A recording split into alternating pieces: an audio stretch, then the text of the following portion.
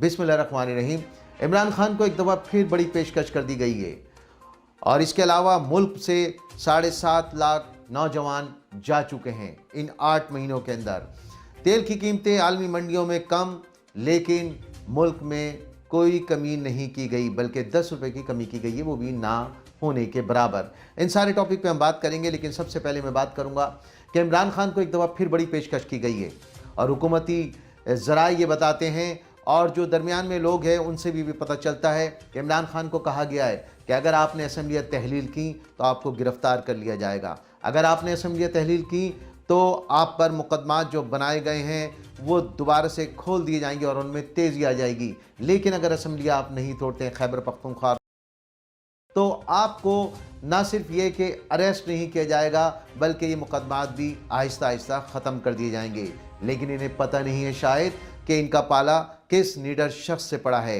वो निडर जो जान हथेली पर रख के निकला है, उस पर तुमने गोलियां भी चला ली, उसकी तुमने रजीम चेंज के तहत हुकूमत भी ख़त्म कर दी, उस पर तुमने हर हथकंडे इस्तेमाल कर लिए, लेकिन वो ना कभी झुका है, ना बिका है, ना दबा है, बल्कि आगे ही बढ़ता जा रहा है। तो ऐसे शख्स को जो पेशकश कर रहे हैं, शायद वो अब उनकी अकल ठिकाने नहीं है। शायद उन्हें मालूम नहीं है कि आने वाले कल में इमरान खान इससे भी ज़्यादा सख्त साबित होगा। शायद वो ये बात नहीं जानते हैं कि इमरान जिसका नाम है एतमाद का, खुद एतमादी का, आगे बढ़ने का, मुस्तकिल मिजाजी से अपने टारगेट पर फोकस करने का।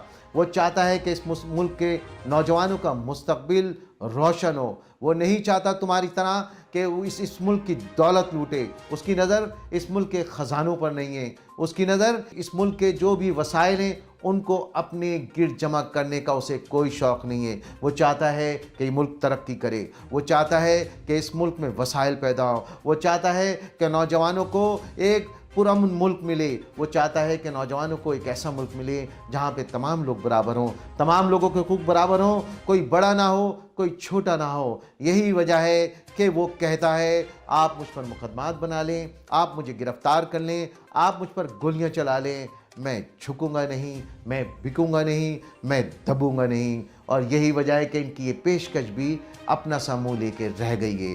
इसके अलावा दूसरा टॉपिक कि इन्होंने इस मुल्क के हालात इस तरह से कर दिए हैं कि इमरान खान की जब से हुकूमत गई है तकरीबन 8 माह के अंदर इस मुल्क से नौजवानों का एक रेला है जो बाहर जा रहे हैं और तकरीबन वो तादाद बताई जाती है तकरीबन 8 लाख के करीब नौजवान इस मुल्क से जा चुके हैं। और इसके अलावा भी जब एक मुल्क में सर्वे किया गया मुख्तलिफ शहरों में तो 80% लोग ये चाहते हैं कि हम ये मुल्क छोड़ कर चले जाएं, इसलिए कि यहाँ पे ना अमन व अमान है, ना आने वाले कल का कोई पता है, बल्कि ये जानते हैं कि हमारे हुक्मरान जो हम पर मुसल्लत हैं वो सिर्फ़ और सिर्फ ये चाहते हैं कि इस मुल्क की तमाम दौलत, इस मुल्क के तमाम ख़जाने वो अपनी जेबों में भरें और मुल्क से एक दफ़ा फिर चले जाएं।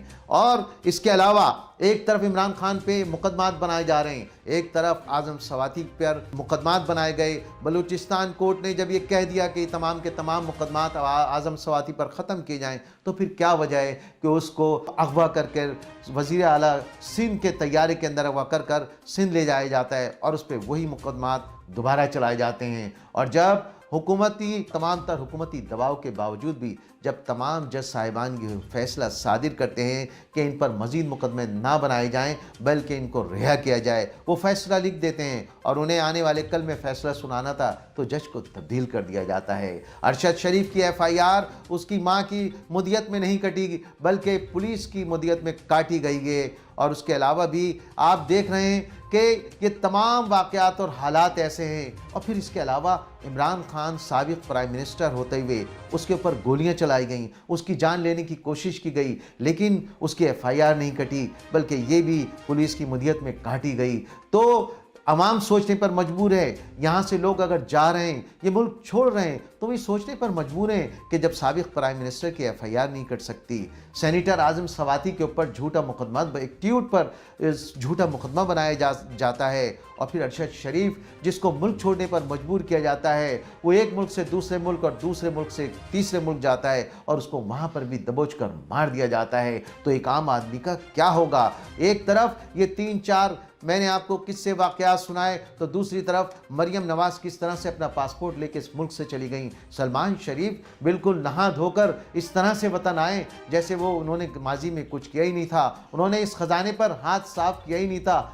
شہباز شریف نے 50 روپے کے اسٹیمپ پیپر پہ کس طرح سے نواز شریف کی ضمانت لی تھی اور وہ ملک چھوڑ کر چلے گئے، لیکن جواب میں نواز شریف کو آزادانہ طور پر جانے دیا گیا، اور شہباز شریف جس نے 50 روپے کے اسٹیمپ پیپر پہ ضمانت دی تھی ان کو پرائم منسٹر بنا دیا گیا تھا۔ تو یہ وہ چند باتیں تھیں۔ اس کے علاوہ اور میں یہ بھی بتاتا چلوں کہ عالمی منڈی میں تیل کی 35% پرائس کم ہوئی ہے، لیکن ہمارے ملک کے اندر 80% پرائس بڑھا کر اب 10 روپے فی لیٹر کم کر دی گئی ہے، اور کہا جا رہا ہے کہ ہم نے بہت بڑا کارنامہ کیا، لیکن یاد رکھو عوام آج بہت باشعور ہو گئی ہے۔ آپ یاد رکھنا کہ عوام کو آپ جتنا بیوقوف بنانا چاہیں وہ بیوقوف نہیں بنے گی، وہ حالات اور واقعات سب کے سب جانتی ہے، اور آپ کو ایک نہ ایک دن الیکشن سے فرار ہونے کی کوشش بھی کی جا رہی ہے دوسری طرف۔ تو آپ کو یاد رکھنے کہ آپ الیکشن کرائیں الیکشن نہ کرائیں، عمران خان کی مقبولیت اب رکنے والی نہیں ہے۔ آپ الیکشن کو ٹالتے رہیں، مہینے بعد کرائیں،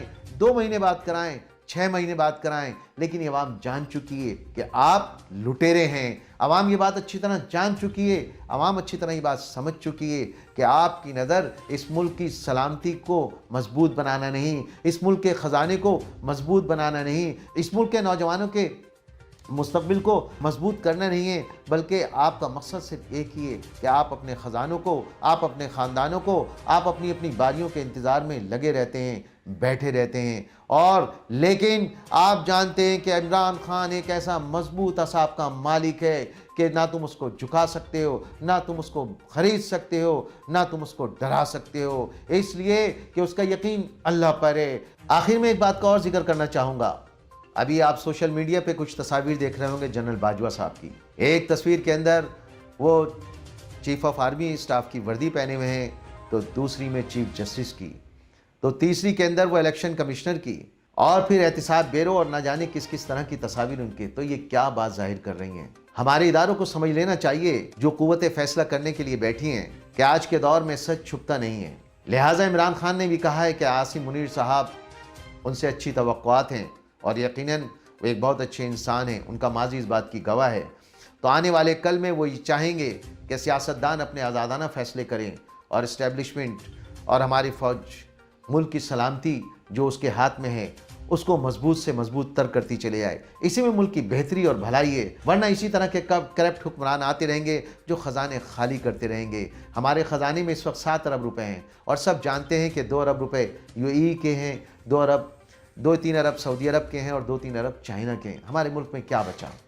کچھ بھی تو نہیں بچا۔ تمام کے تمام لوگ یہ سب کچھ صفحہ چٹ کر کے بیٹھ گئے ہیں، اور اب ملک ڈیفالٹ کی طرف جا رہا ہے، لیکن یہ صرف اپنی انا کے لیے، اپنے آنے والے کل کو مضبوط بنانے کے لیے ملک پہ داؤ پہ لگا رہے ہیں، اور الیکشن کی جانب نہیں جا رہے ہیں۔ تو اسی کے ساتھ آخر میں یہ کہنا چاہوں گا کہ وہ قوتیں جو فیصلہ کرنا جانتی ہیں اور جو فیصلے میں عمل دخل جن کا ہے، اور یہ ان کے اوپر ہے کہ ہم ملک کو کس طرف لے جانا چاہتے ہیں۔ اسی طرح ملک کی حالت رہے، نوجوان باہر جاتے رہیں، لوگ یہاں پہ نا امید ہوتے رہیں، اور ملک دیوالیہ کی طرف چلا جائے، یا وہ چاہتے ہیں کہ ملک میں استحکام ہو۔ اگر اب ملک میں استحکام چاہتے ہیں تو پھر انہیں چاہیے کہ وہ آزادانہ طور پر انتخابات کرائیں، اور آزادانہ طور پر یہاں پہ پالیسی ساز اسمبلیاں پالیسی بنائیں، تاکہ ملک ایک استحکام کی طرف جائے، تاکہ ملک مضبوطی کی طرف جائے، تاکہ ملک سے لوگوں کو امیدیں وابستہ ہوں، نوجوان نا امید نہ ہو۔ اگر ایسا ہوگا تو ملک بھی مضبوط ہوگا، اور ہمارے ادارے بھی مضبوط ہوں گے۔ اسی کے ساتھ میں اجازت چاہوں گا۔